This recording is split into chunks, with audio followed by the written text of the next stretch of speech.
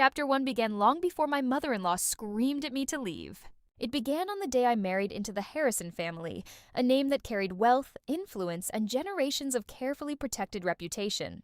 Everyone admired them from the outside. Their estate sat on acres of perfectly maintained land. Family Karma Effect viewers, our channel currently has only 60 subscribers, and our next goal is to reach 100 subscribers. So please support us by subscribing to our channel. Expand. Chapter 2. Finding a family. I never imagined I was entering a place where acceptance had to be earned every single day, yet could still be taken away without warning. Daniel was kind when we were alone. He listened when I spoke, and he often promised that things would improve. But whenever his mother entered the room, something inside him changed. He became quiet, careful, almost afraid. He never openly agreed with her cruel remarks, but he never stopped them either. Over time, I learned that silence can hurt just as deeply as harsh words. My mother-in-law, Eleanor Harrison, never raised her voice during those early years. She didn't have to. She mastered the art of making someone feel invisible without ever shouting. She would introduce every member of the family at social events, then pause briefly before saying, "And this is Daniel's wife." Never my name. Never with warmth. Just a title that reminded everyone I didn't truly belong. At first, I convinced myself that patience would change everything. I helped organize family dinners. I remembered birthdays that everyone else forgot. I cared for Eleanor whenever she became ill, sitting beside her bed through long nights while her own children claimed they were too busy with meetings and travel.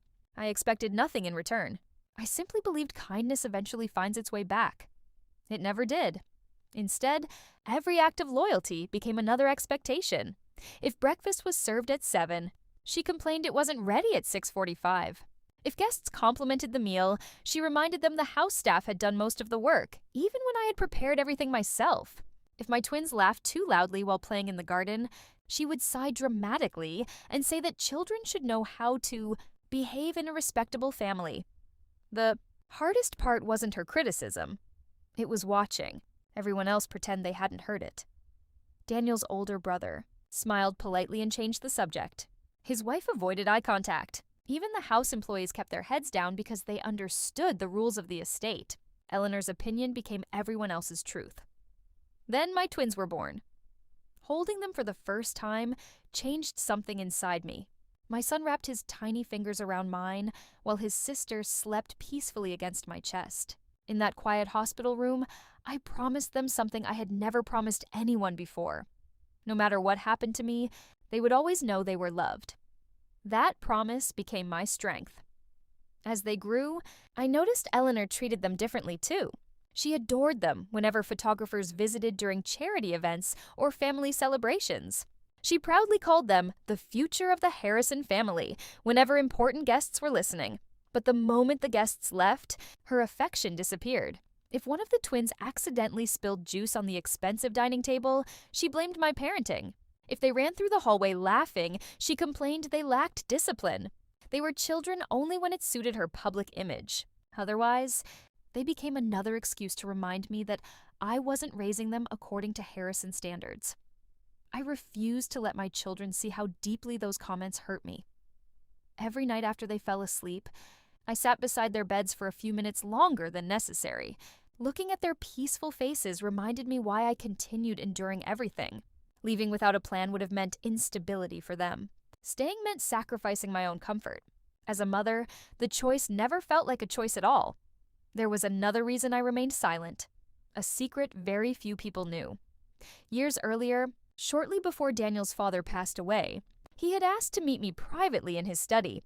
Unlike the rest of the family, he always treated me with quiet respect. He saw things others ignored.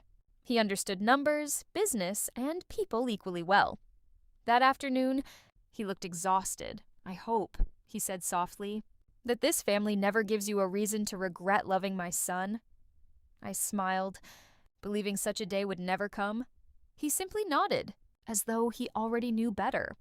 Before I left the room, he handed me a sealed envelope. "Keep this safe," he told me.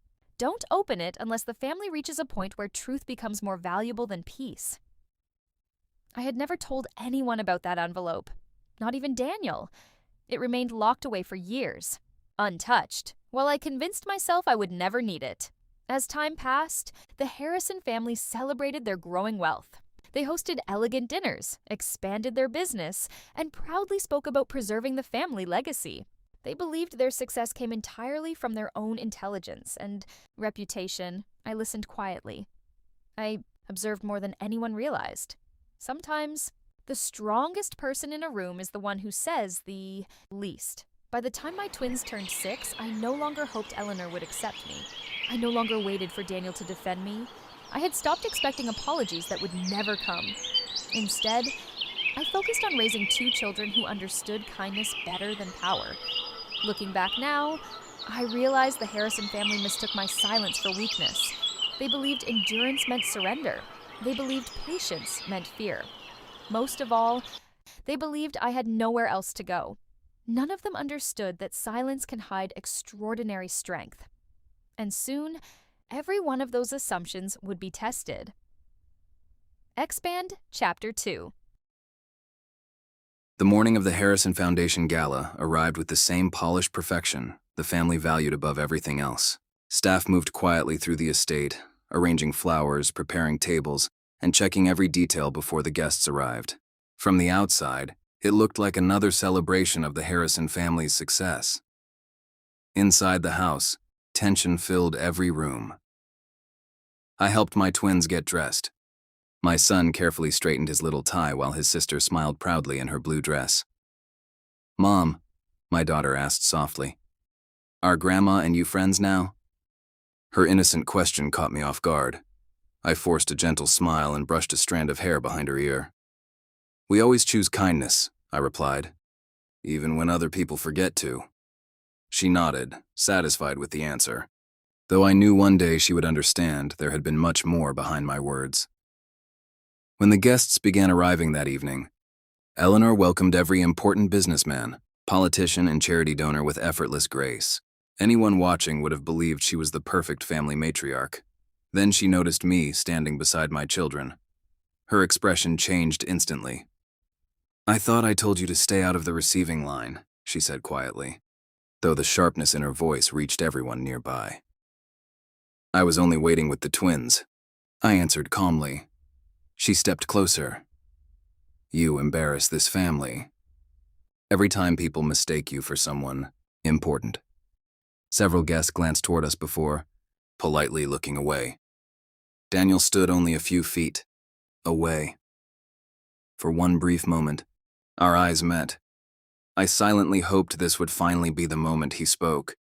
Instead, he lowered his head.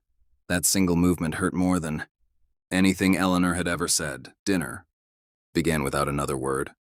The enormous dining hall sparkled beneath crystal chandeliers while conversations about investments, expansion plans, and family reputation echoed across the room. Eleanor sat proudly at the head of the table like a queen protecting her kingdom. Halfway through the meal, she placed her glass down with deliberate, "Of course, I've tolerated this long enough," she announced.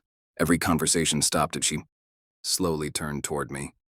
"This house belongs to the Harrison family." Her eyes moved toward my twins, and that includes deciding who deserves to live in it. Daniel shifted uncomfortably, but remained silent. I reached for my children's hands beneath the table. Eleanor stood. "I want you to leave." The room became perfectly still. "I'm sorry," I asked quietly.